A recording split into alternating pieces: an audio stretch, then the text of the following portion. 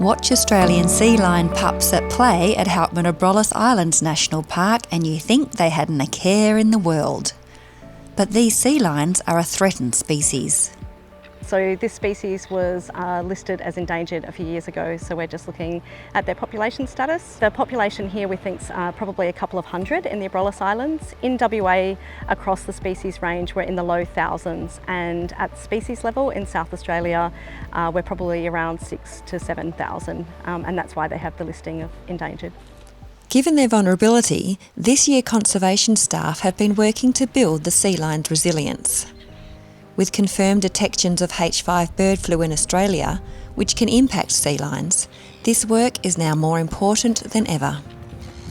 It's very important to understand what these pups and the species in general may be going through.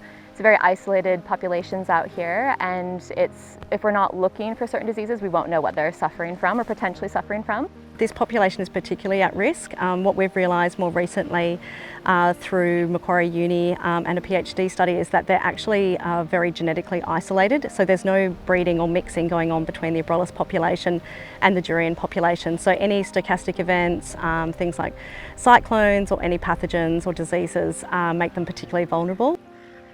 Given the risk, scientists are racing to give Australian sea lions their best shot at surviving H5 bird flu, while also providing enduring conservation benefits.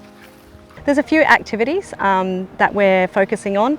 The first is improving habitat, so that includes revegetation and augmenting habitat through pup shelters.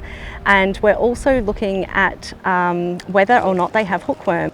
Hookworm is something that can impact pups, so we're doing blood sampling, fecal analysis, looking at various parasites in their feces, as well as doing morphometrics, so their body length and condition score.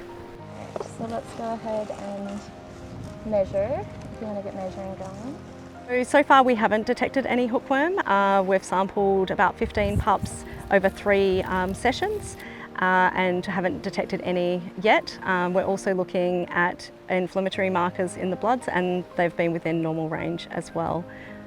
So far, the research is revealing lower body weights than usual, so they're keeping an eye on pup survival rates.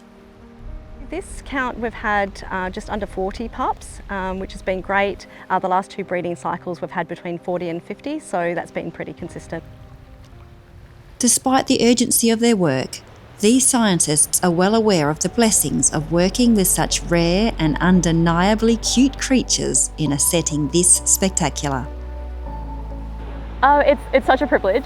Australian sea lions, they are just the cutest, chunkiest little things. They have such short little necks and beautiful facial features, and just a beautiful, charismatic species, and just big sea puppies, to be honest. So it's just a privilege to be up here in this amazing environment working with them. It's a dream come true. So.